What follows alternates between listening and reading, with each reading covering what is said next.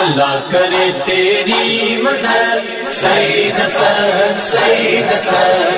اور نبی علیہ السلام کے جو 4 دانت شہید ہوئے ہیں جو بخاری مسلم میں آتا ہے حضرت خالد بن ولید کی وجہ سے ہوئے ہیں. انہوں نے وہ جب درہ چھوڑ دیا تھا عبداللہ ابن جبیر اور باقی ان کے ساتھیوں نے، عبداللہ ابن جبیر نے تو نہیں چھوڑا تھا، چند ساتھیوں نے، تو یہ پیچھے سے آگے حملہ آور ہوئے اور نبی علیہ السلام کی بددعا ہے ان کے لیے.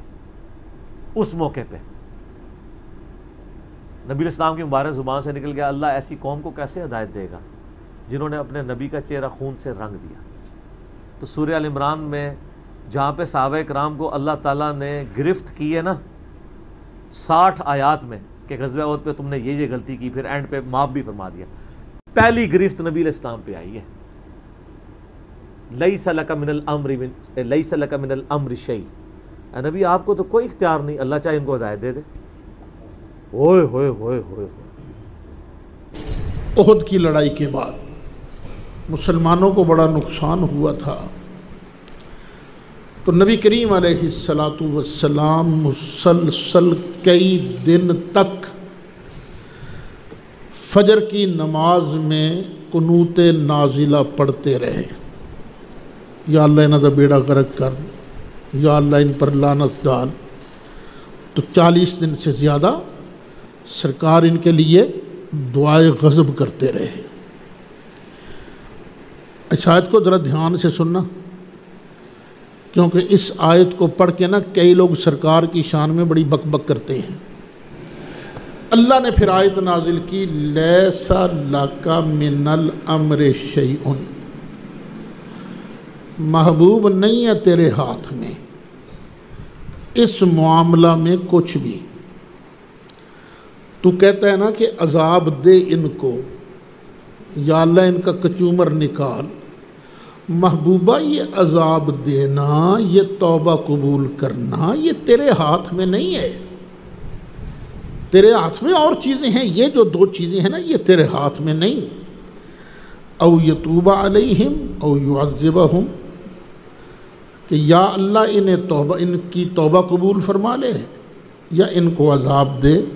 فَإِنَّهُمْ ظَالِمُونَ، پس بے شک یہ ظالم ہیں. اچھا اس آیت کو پڑھ کر نا کئی حضرات کو مسالہ زیادہ لگا ہوتا ہے نا، وہ کہتے ہیں پتہ چلا نبی دے پلے تے شے ہی کوئی نہیں. لیس لک من الامر شیء، ایک ذرہ چیز بھی نبی دے پلے نہیں. توبہ یہ وہی کام ہے جو یہودی کرتے تھے. اللہ کیا فرما رہا ہے؟ یہ جو کام ہے یہ کام کون سا؟ عذاب دینے والا اور بخشنے والا. یہ کس کے پاس ہے؟ اللہ کے پاس ہے، محبوب تیرے پاس نہیں ہے. اور اس کا یوں ترجمہ کرنا کہ نبی کے پاس امر میں سے کچھ ہے ہی نہیں، یہ تو ویسے ہی قرآن کی خلاف ورزی ہے. ایک امر ہوتا ہے نہیں کے مقابلہ میں. کیا نبی کریم علیہ السلام کے پاس وہ امر تھا کہ نہیں؟ تھا کہ نہیں؟ یامرہم بالمعروف وینہاہم، یہ آتا ہے نا کہ وہ امر کرتے ہیں معروف کا، یہ امر تو ہے. امر کا ایک معنی ہوتا ہے احد الامور، کئی کاموں میں سے ایک کام. کیا نبی پاک علیہ السلام کے پاس کچھ بھی نہیں تھا؟ کچھ نہ نماز پڑھا سکتے تھے آپ، نہ تبلیغ کر سکتے تھے، کچھ بھی نہیں تھا سرکار کے پلے میں. اور نہیں یہ ساری باتیں غلط ہیں. بات وہی ہے جو قرآن کہتا ہے، عذاب دینا اور بخشنا یہ کس کا ذمہ ہے؟ اللہ تعالیٰ کا. نبی کریم علیہ السلام کو اللہ نے منع کر دیا محبوب بس یہ دعا نہیں کرنی. یہ آزاد کشمیر میں لے کے آؤ، ایک جگہ ہے چک سواری، وہاں ایک کالج کے پرنسپل تھے زاہد حسین مرزا. اس نے باقاعدہ ایک کتاب لکھی ہمارے خلاف. اس میں یہی آیت لکھ کر اس نے ثابت کر دیا نبی کے پلے تو شے ہی کوئی نہیں. اب ظاہر ہے وہ آزاد کشمیر کے لوگ تو بڑے غیور ہیں نا، اس کے خلاف FIR درج ہو گئی، پکڑا گیا، کیس چلنا شروع ہوا۔ نیچے کی ساری عدالتوں سے اس کی ضمانت ریجیکٹ ہوتی گئی۔ اخیر معاملہ پہنچا سپریم کورٹ آزاد کشمیر۔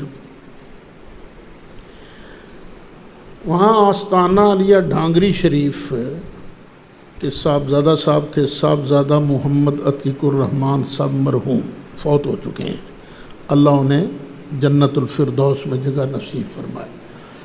انہوں نے مجھے حکم دیا کہ تم نے پہنچنا ہے، وہ تاریخ تھی نا، عدالت میں تم نے پہنچنا ہے۔ اس سے پہلے میں توگیرہ شریف تھا، یہ بہاول نگر کی سائڈ میں، وہاں سے چلا سفر کرتا ہوا میں ایک رات پہلے میرپور پہنچ گیا۔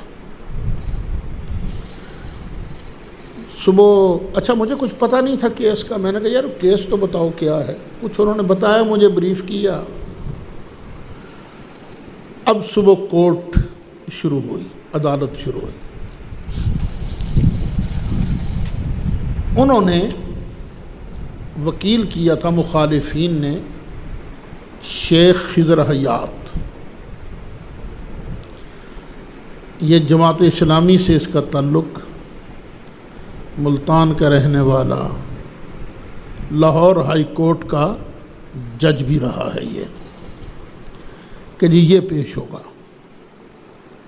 جو ہماری طرف سے وکیل تھے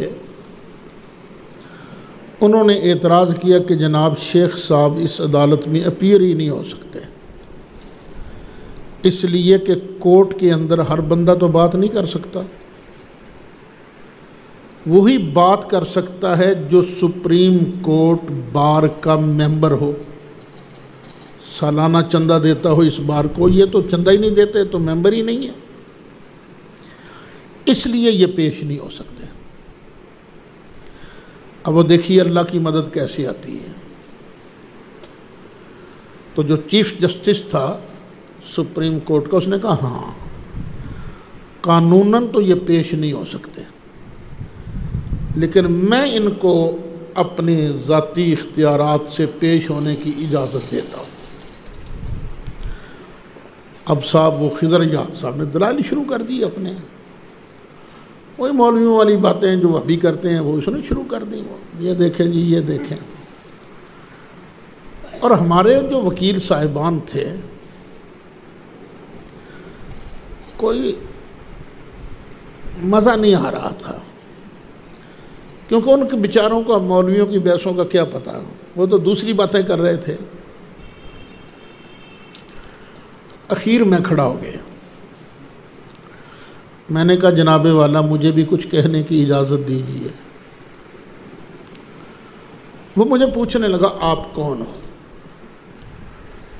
میں اس وقت جماعت اہل سنت پنجاب کا صدر تھا، امیر تھا۔ میں نے کہا جی میں جماعت اہل سنت پنجاب کا امیر ہوں۔ انہوں نے کہا ہاں ٹھیک ہے۔ زاہد مرزا کا سگا بھتیجا وہ بھی کھڑا ہو گیا، کہنے لگا جی میں بھی کچھ کہنا چاہتا ہوں۔ سپریم کورٹ کے جج نے پوچھا آپ کیا کہو گے؟ وہ میری طرف اشارہ کر کے کہنے لگا جو یہ کہے گا میں اس کی مخالفت کروں گا۔ میں نے کہا جی میں کہتا ہوں لا الہ الا اللہ محمد الرسول اللہ، کر مخالفت کر مخالفت، یہ کوئی بات ہے کرنے والی؟ اچھا خیر، اس نے کہا اب تو ذرا کیا ہوتا ہے زور کی نماز کا وقفہ ہے، تو نماز کے بعد ہاں ٹھیک ہے آپ دونوں پیش ہو جائیے گا۔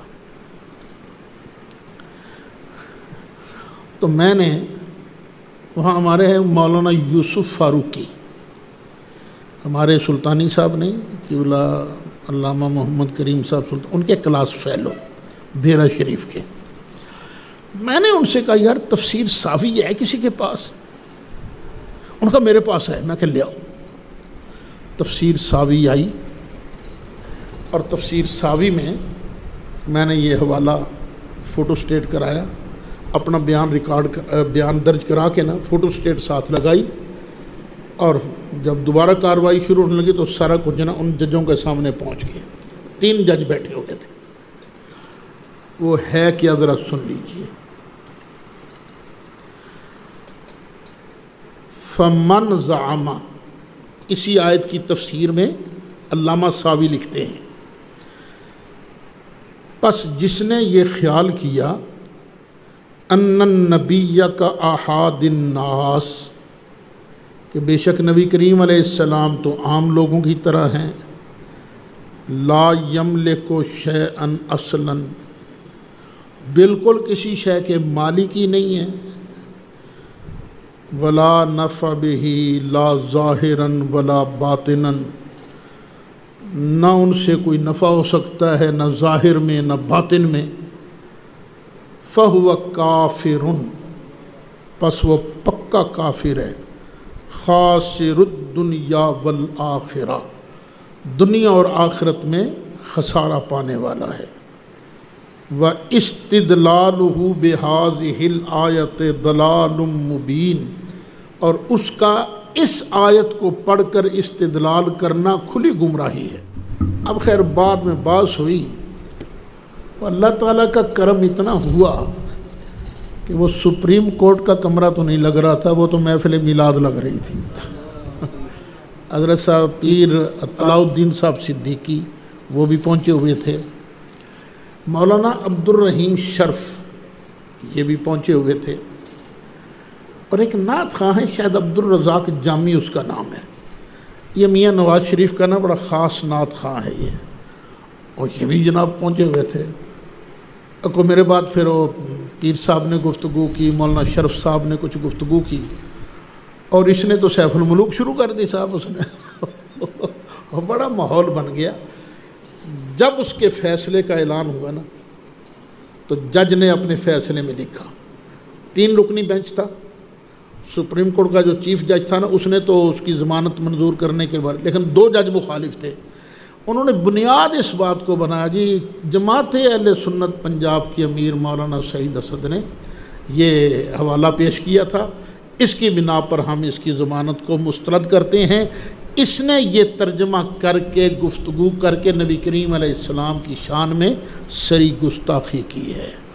تو یاد رکھنا، لیس لک من الامر شیء، ان کا معنی کیا ہے؟ عذاب دینا آپ کے اختیار میں، یہ نہیں کہ نبی پاک کے پلے شے کوئی نہیں، وہ تو دنیا اور آخرت کے مالک ہیں.